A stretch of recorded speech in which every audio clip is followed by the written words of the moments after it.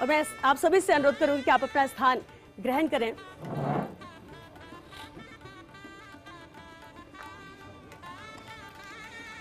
Sir, क्योंकि सभी खास और विशिष्ट मेहमान मौजूद हैं, जगदीश चंद्र सर, क्योंकि ये अहम शो है।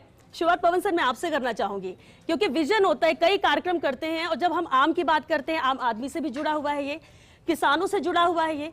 कईयों की तो खेती और जीवन यापन का एकमात्र साधन आम है, और गर्मियों के दिनों में तो जब हम बात करते हैं तो नानी दादी की याद आ जाती है, गाँव में घर में रखे हुए आम से भरे हुए टोकरों की याद आ जाती है, जिसमें रसीले आम की खुशबू पूरे घर को महकाती थी। आज के वक्त में इस शो को लेकर आप क्या कहेंगे, कितना महत्वपूर्ण है हमारी संस्कृति के मद्देनजर हम बात कर ले, या फिर इसके मिठास के मद्देनजर? Thank you Shweta. सबसे पहले तो मैं आज के इस कार्यक्रम में, जो कि हमारी संस्कृति, हमारे स्वाद, हमारी समृद्ध परंपराओं से जुड़ा हुआ है, हमारे मुख्य अतिथि महामहिम आदरणीय हरिभाऊ बागड़े साहब का बहुत बहुत स्वागत, अभिनंदन करता हूं। न्यायिक जगत की महान विभूति जस्टिस एमएन भंडारी साहब, वो भी आज यहाँ इस कार्यक्रम की अध्यक्षता कर रहे हैं, मैं उनका भी बहुत बहुत स्वागत करता हूँ। हमें निरंतर दिन प्रतिदिन गणेश जी का आशीर्वाद दिलाने वाले लोकप्रिय महंत कैलाश शर्मा जी का भी बहुत बहुत स्वागत करता हूँ। और जेसी सर और वीसी सर की जोड़ी, जो हमारे लिए फ्रेंड, फिलोसोफर और गाइड हैं, आप दोनों का भी मैं बहुत बहुत स्वागत और अभिनंदन करता हूँ। इसके अलावा हमारे यहाँ फर्स्ट इंडिया न्यूज़ चैनल की पूरी टीम, फर्स्ट इंडिया अंग्रेज़ी अखबार की पूरी टीम, सच बेधड़क हिंदी अखबार की पूरी team, first India plus OTT platform की पूरी टीम, ये सब भी यहाँ मौजूद हैं। इन सब की तरफ से भी आपका स्वागत है। और हमारे जो दर्शक लाइव हमारे साथ जुड़े हुए हैं, मैं उनका भी बहुत बहुत स्वागत और अभिनंदन करता हूँ। राजस्थान का तीसरा सबसे बड़ा मीडिया हाउस है। तो जब मैं इस कार्यक्रम की बात करता हूँ तो मुझे मन करता है कि मैं पहले महामहिम के शान में कुछ दो चार बातें बोलूं। मैंने महामहिम को बहुत ही नज़दीक से देखा है, ख़ास तौर पर शिक्षा, आदिवासी कल्याण, विमेन एम्पावरमेंट या महिला सशक्तिकरण और कौशल विकास, जिसको हम स्किल डेवलपमेंट कहते हैं, आपके बहुत ही मन के नज़दीक विषय हैं। अभी जब बजट सत्र था, बजट सत्र से पहले आपका अभिभाषण होता है, तो अभिभाषण में आपने कहा था कि आदिवासी कल्याण और ख़ास तौर पे उनके पानी के पीने की व्यवस्था की मैं व्यक्तिगत जिम्मेदारी लेता हूँ। इस तरह के व्यक्ति कोई अगर ये बात कहता है कि मैं व्यक्तिगत जिम्मेदारी लेता हूँ, तो ये बहुत ही बड़ी बात है। महिला सशक्तिकरण की बात करें तो अभी पीछे एक कार्यक्रम में महामहिम गए थे, तो वहाँ आपने महिलाओं को बहुत ही भावुक उद्बोधन दिया और ये कहा कि तुम्हें कोई भी जो उत्पीड़न है सहन नहीं करना है, उसका विरोध करना है। महामहिम ने भावुक होकर यहाँ तक कह दिया कि उनके चप्पल से पिटाई करना तुमको। तो इतना आपके मन में महिला सशक्तिकरण के लिए बात है। फिर एक विषय है शिक्षा, ख़ास तौर पे ऐसी शिक्षा जो मूल्यपरक हो, जो वैल्यू ओरिएंटेड हो, जो राष्ट्र निर्माण के लिए प्रेरित करती हो, राष्ट्र प्रेम के लिए प्रेरित करती हो और स्टूडेंट का होलिस्टिक डेवलपमेंट करने के लिए प्रेरित करती हो, छात्र का सर्वांगीण विकास करने के लिए प्रेरित करती हो। ऐसी शिक्षा के आप हामीदार हैं। और आप तो कुलपतियों के कुलपति हैं, कुलगुरुओं के कुलगुरु हैं, तो आपका इस विषय में ऐसी सोच होना निश्चित तौर पे राजस्थान में शिक्षा के क्षेत्र में एक बड़ा बदलाव लाने का संकेत है अपने आप में। इसी तरह से स्किल डेवलपमेंट पे मैंने आपको सुना है, आपने बहुत बार कहा है कि यदि आपके पास कौशल है तो फिर आप भूखे नहीं रह सकते। आप स्वरोजगार करिए, आप नौकरी की चिंता मत करिए। ये बात कहते हुए मैंने महामहिम को 2-3 मौक़ों पर देखा है। तो स्किल डेवलपमेंट भी आपका बहुत ही प्रिय विषय है।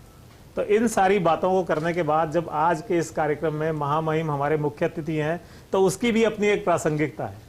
महामहिम महाराष्ट्र से आते हैं और महाराष्ट्र में इतना अपना सक्रिय राजनीतिक जीवन जीने के बाद अब यहाँ राजस्थान की सेवा कर रहे हैं इस उम्र में, और राजस्थान के 45वें राज्यपाल के रूप में अपनी भूमिका निभा रहे हैं। और जब हम आम की बात करते हैं तो महाराष्ट्र के अल्फांसो या हाफूज की बात नहीं करें तो बात अधूरी है, वो बात बेमानी है। क्योंकि हाफूज और अल्फांसो आमों का मुकुट है, आमों का सिरमौर है।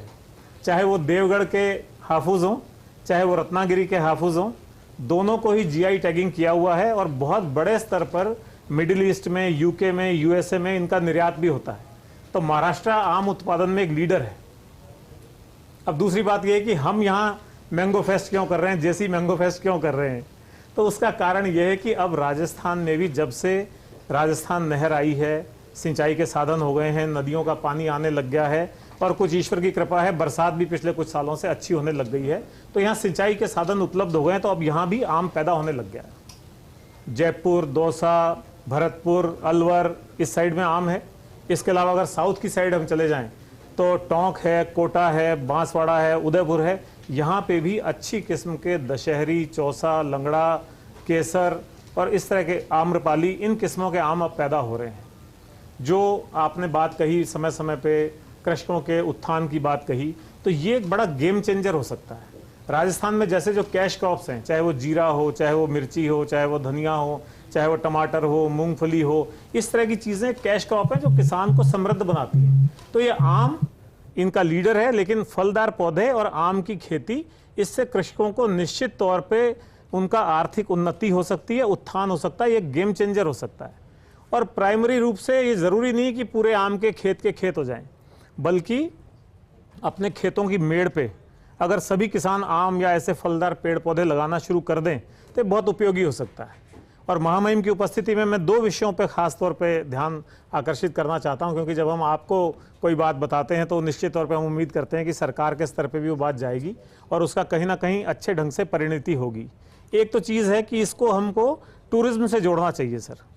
जैसे हम देखते हैं विदेशों में, कहीं हॉलैंड में ट्यूलिप फेस्टिवल होता है, अभी इंग्लैंड में लेवेंडर फेस्टिवल हो रहा है, कहीं पे जहाँ अंगूर ज़्यादा पैदा होते हैं वहाँ विनयार्ड्स में लोग टूर कराते हैं, वहाँ इस तरह की काम होता है। तो राजस्थान में भी अगर हमारा जो टूरिस्ट मैप है, जो टूरिस्ट की आइटनरी है, उसमें एक तिथि तय हो जाए, जैसे हम यहाँ पे लहरिया उत्सव करते हैं, सावन उत्सव करते हैं, तीज उत्सव करते हैं और वार त्योहार करते हैं, तो आम का भी एक बड़ा उत्सव राजस्थान में शुरू हो सकता है। और इसको अगर हम अपने टूरिज्म कैलेंडर में डाल देते हैं तो निश्चित तौर पे आने वाले समय में देशी विदेशी पर्यटक यहाँ आकर के आम उत्सव और फलों के उत्सव का आनंद ले सकते हैं। तो एक कैनाल का पानी आएगा, सीएम ला रहे हैं जो कह रहे हैं। हाँ, तो अब जो ERCP की वजह से खासतौर पे चेंज होने वाला है, राज्य सरकार ने खासतौर पे मुख्यमंत्री महोदय ने ERCP को आते ही लागू कर दिया, तो उसके बाद ये पूरे 21 जिलों की दशा और दिशा बदलने वाली, तो वहाँ पे फलों की खेती को भी हम बढ़ा सकते हैं। दूसरी चीज़ मैं ये कहना चाहता हूँ कि जो अभी हम वृक्षारोपण कर रहे हैं, अभी सावन शुरू हो रहा है, अभी हम वन सोमवार मनाएंगे, अभी हम हरियाली तीज मनाएंगे, अभी हम और वृक्षारोपण के वृहद स्तर पे बड़े कार्यक्रम करेंगे। और अभी मुख्यमंत्री जी 2 दिन पहले कह रहे थे कि राजस्थान में अभी तक 50 लाख वृक्षारोपण हो चुका है और करोड़ों में ये संख्या जाने वाली है। तो जब ये इतने बड़े स्तर पे ये करोड़ों में वृक्षारोपण की होने वाला है, तो उसमें हमको फलदार पौधे भी शामिल करने चाहिए।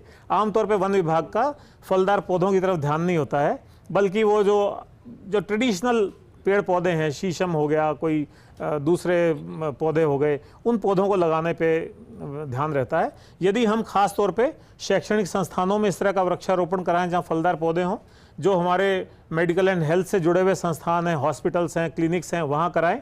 और कच्ची बस्तियाँ हैं, पिछड़े तबके के लोग जहाँ रहते हैं, जहाँ न्यूट्रिशन की कमी है, खास तौर पे उन इलाकों को फोकस करते हुए यदि हम फलदार पौधे लगाने की एक मुहिम छेड़ते हैं तो निश्चित तौर पे आने वाले समय में ये भी एक गेम चेंजर होगा और लोगों को सुलभ ढंग से फल उपलब्ध हो जाएंगे और फलों के माध्यम से जो न्यूट्रिशन उपलब्ध होता है वो न्यूट्रिशन भी उपलब्ध हो जाएगा। तो अभी तक फलों के पेड़ों पे फोकस नहीं था, तो इसको धीरे धीरे हमें लाना चाहिए। पीछे सिटी पार्क जो मानसरोवर में बना है उसमें फलदार पौधे लगाने की एक पहल हुई थी और उसके बड़े अच्छे परिणाम हैं। लोग वहाँ अभी मॉर्निंग वॉक जाते हैं तो साथ में आम तोड़ के खा सकते हैं, अमरूद खा सकते हैं, अनार खा सकते हैं। तो ये चीज़ को भी हम बढ़ावा दे सकते हैं। और अपनी बात को समाप्त करूं उससे पहले, अभी 2-3 दिन से मैं सुन रहा हूं कबीरदास जी का एक ख़ास दोहा है जो आम की मिठास को रिलेट करता है। वो ये कहते हैं कि कौवा भी काले रंग का होता है और कोयल भी काले रंग की होती है, लेकिन कौवे की वाणी कर्कश है और जो कोयल है उसकी वाणी मीठी है, मिठास है। तो हर व्यक्ति कौवे की काँव काँव नहीं सुनना चाहता, वो कोयल की कूक सुनना चाहता है, वो मधुर आवाज़ सुनना चाहता है। तो आम हमको इस बात के लिए भी प्रेरित करता है कि हमें भी अपनी वाणी मीठी रखनी चाहिए और जीवन में मिठास रहनी चाहिए, सरसता रहनी चाहिए। और इस सब से ही एक ये सिंबॉलिक है कि भ्रातृत्व भाव, भाईचारा, भेदभाव को ख़त्म करना, जाति पाति का भेद खत्म करना और सब मिलजुल करके इस राष्ट्र निर्माण और राष्ट्र की उन्नति के लिए काम करें। आप इस मौके पे आए, आपने हमें आशीर्वाद दिया, यहाँ अपना समय निकाला, मैं उसके लिए आपका बहुत बहुत शुक्रिया अदा करता हूँ। श्वेता।